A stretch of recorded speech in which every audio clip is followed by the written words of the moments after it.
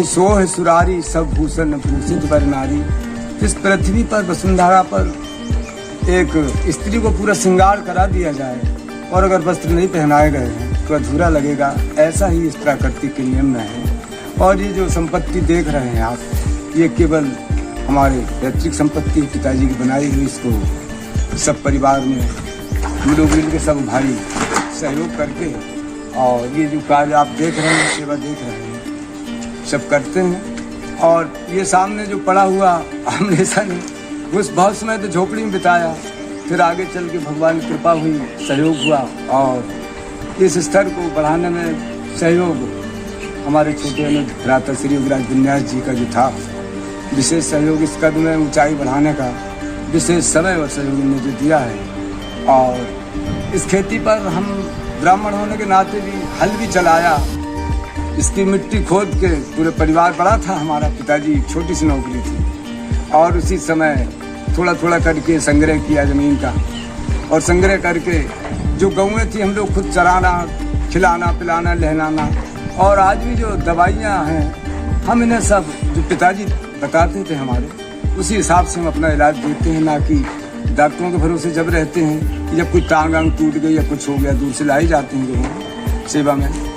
तो ये सब करते रहते। संपत्ति और संतति सब बनाए अगर रखना है तो इनके तरफ अगर आप ध्यान देंगे तो सुरक्षित हैं और न फिर जीवन समाप्त होने में देर नहीं है। बिल्कुल इसमें संदेह ही नहीं। क्या है कि आज पर्यावरण हो चाहे इनके तरफ हो, और पर्यावरण की तरफ जाएं तो ये जो वृक्ष देख रहे हैं आप, कुछ पिताजी के लगाए हुए हैं, इधर कुछ औषधियाँ जो आपको बताई हमने अभी घूम के, वो सब हम लोग मेहनत करके, और इसमें विशेष पढ़ाई भी हमारे छोटे में भ्राता ने की है योगीराज विन्यास जी ने। तो इसके बारे में आप आगे अगर जानकारी लेना चाहेंगे तो उस उपवन में जाइए। इसका नाम जानकी वन रखा है, छोटा सा बगीचा है। और योगीराज विद्वत जी आप भी जो है हमारे साथ आए थे हैं। और की पिताजी ये जो सुखमीरा लिखा हुआ है, पिताजी का नाम हमारे सुखदेव प्रसाद लिखते थे, माता जी का नाम मीराबाई है। तो यही जो है पोस्टर पे लिखा हुआ है। ठीक। अब आगे आशा ये करते हैं कि आप हम लोग अगर झोली फैला के आएँ तो इस पर अगर थोड़ा थोड़ा अगर विशेष ध्यान देंगे तो कम से कम इन पे हम मरने से तो बचाएंगे। देखने में बड़ा दुख होता है, रोग सुविधा का जब लाते हैं उपचारिकता है तो सब बता देता है, प्राथमिकता शायद कहीं नजर आती है। तो हमारी समाज पर सभी माता बहन, पूरा राष्ट्र सब मिलकर के ध्यान देंगे तो ये बची रहेंगी। जय जय श्री राम। जय गो माता, जय योगम। गावो विश्वस्य मातरः, गावो विश्वस्य मातरः। इस वेद की सूक्ति को लेकर हम देखें तो विश्व की माता गौ को कहा गया है। माताएं तो बहुत सारी होती हैं हमारे भारत में। इस धरा पर जिस व्यक्ति विशेष ने अपने स्वार्थ को छोड़ करके निस्वार्थवश कार्य किया उसे माता कहा जाता है। और इस भारत भूमि पर गंगा माता है, नर्मदा माता है, यमुना माता, सरयू माता है। ऐसी एक माता है, नेचर माता है, mother earth we can say now mother earth. ऐसी यहाँ पर हमारे भारत में एक पशुओं में विशेष गुण उत्पन्न साथ में रहने वाली माता है, वो गौ माता है। ये माता जो है अपनी स्वमाता से उच्च मानी गई है। वो भी माता ही मानती है, अपनी माता भी उन्हें माता मानती है। क्यों माता मानती है इसका कारण समझिए। अब आप देखिए कि जो अपने बालक को पालते हुए भी और आजीवन एक माँ तो गर्भ में रखने के बाद कुछ वर्ष तक दुग्धपान करा के और त्याग देती बच्चे को, लेकिन ये जो धरती माता और जो गौ माता है इसका दुग्ध निरंतर, और इसका जो गौमूत्र है तो गौमूत्रे धनवंतरी ऐसा कहा शास्त्र में कहा गया है आयुर्वेद में कि गौमूत्र धनवंतरी। दूसरा एक और वाक्य है वाग्भट्ट का, सुनेंगे आप, वहां भी आता है कि गोमये वसते लक्ष्मी, कि गोबर में लक्ष्मी का वास, लक्ष्मी तो आज संसार, इसके पीछे वहाँ पोह दौड़ लगा रहा है। देखिए अब आप यहाँ पर कि लक्ष्मी को प्राप्त करने के लिए हम कहाँ कहाँ भागते हैं, और प्राप्त करने के बाद आज सारा विश्व जो है कहीं न कहीं अपनी देह को लेकर के त्रस्त है और परेशान है। जैसा मैं कहूँ तो अनुचित नहीं होगा। उससे बचाव के लिए हम बहुत लॉजिकली सोचें, प्रैक्टिकल सोचें तो कहाँ जाएं। औषधियाँ सब आप देख रहे हैं, औषधियाँ हैं। औषधि में जो मूल रसायन मंत्र है वो है गौमूत्र।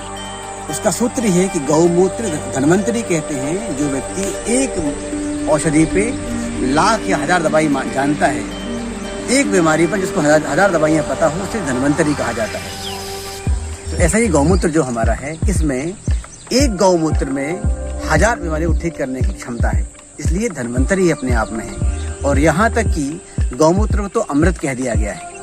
कुछ औषधियाँ हैं उनका जो मिश्रण है, उसके मिलने के बाद गौमूत्र में क्षमता अमृतत्व की आ जाती है। तो हम गौशाला की बात करें तो जो सुखमीरा हमारी गौशाला है, इसमें अभी कुछ वर्षों पूर्व हमने आरंभ की थी सेवा, और उसमें 172 गौवंश अभी हमारे वर्तमान में उपलब्ध हैं, उनकी सेवा यहाँ पर निरंतर हो रही है। और साथ में यहाँ पे जो लोग बाहर से आते हैं, उनकी जो औषधियाँ हैं, यहाँ तक कि लोग कैंसर वाले भी दवा लेके यहाँ से जाते हैं, उसका मूल जो प्रिकॉशन है बस यही है कि आप गौमूत्र ताज़ा लें। कुछ औषधियाँ हमने लगाई हुई हैं, कुछ हमारी बाग में लगी हुई हैं, उन औषधियों को हम मिश्रण बना के देते हैं। और बहुत सारे लोगों को हमने कैंसर पेशेंट को भी बहुत 90% तक ठीक कर दिया है। सोचिए अब आप, आज विश्व कहाँ जा रहा है। जो बीमारी है कर्क रोग की, कैंसर की, उससे लोग त्रस्त हैं, परेशान। और यहाँ तक कि एक समय के बाद लोग कहते हैं कि कैंसर की कोई दवाई नहीं है, क्योंकि उसमें बस थेरेपियाँ हैं, कीमोथेरेपी है, रेडिएशन थेरेपियाँ हैं। बट भारत की इस परंपरा में, गौ परंपरा में देखिए आप, विदाउट शरीर को हार्म पहुँचाए, हानि पहुँचाए, मन को क्षोभित करके बगैर आप केवल पान करना है, और धीरे धीरे आपका सारा संसार का जो अंदर का जो तत्व है, जो आपके अंदर जो जल है, रक्त है, ये सब शुद्ध होकर के स्वस्थ हो जाते हैं। तो ऐसी गौ माता का मूत्र और ऐसी वो माता, गौ माता, जिसकी हमें सेवा और पूजा करनी चाहिए। क्यों? यदि हम प्राणी हैं तो प्राणी को यदि प्राण चाहिए है तो आप कहाँ जाएंगे? प्राण मिलते हैं औषधियों से, पुष्पों से। ऐसे ही विशेष तरह का एक प्राणी है 4 पगों में, जो गाय को माना गया है। ये हम नहीं कह रहे, आदि अनंत काल से शास्त्र कह रहे हैं। और आज का जो विज्ञान है, जो पद्धतियां हैं आज की, वो भी सिद्ध मानती हैं कि हाँ, गौ के आसपास जो आभा है, जो ऊर्जा है, वो विशेष मनुष्य के लिए कारगर है, सहायक है। इस रूप में यदि आप देखें, धर्म को बाजू में रख के यदि आप देखें कि स्वस्थ रहना है तो प्राण तो चाहिए, और प्राण चाहिए तो प्राण, अपान, उदान, व्यान और समान की अवस्था ठीक करनी है। तो गौ के सानिध्य में हमें प्रत्येक प्राणी को, वृद्ध है, बालक है, जी छोटा है, बड़ा है, मोटा है, पतला है, धर्म विहीन, धर्महीन, धर्म से जुड़ा हुआ है, तो भी उसको इस प्राणी के आसपास आना ही पड़ेगा यदि उसको प्राण चाहिए। तो इसको लक्ष्य करके भी हम गौ माता को भी संभालते हैं, तो हमारे आने वाली पीढ़ी स्वस्थ और मस्त रहेगी, निरापद रहेगी।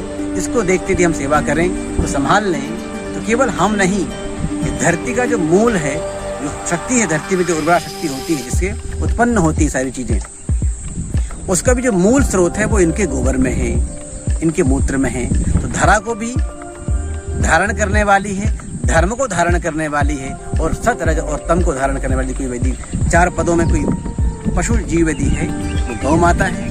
हम सबको मिलकर के गौ माता की सेवा करनी चाहिए। और हमें यदि जीवन जीना है और जीवन में आगे कुछ प्राप्त करना है, तन, मन और धन, तो शरण में इनके हमें आना ही पड़ेगा।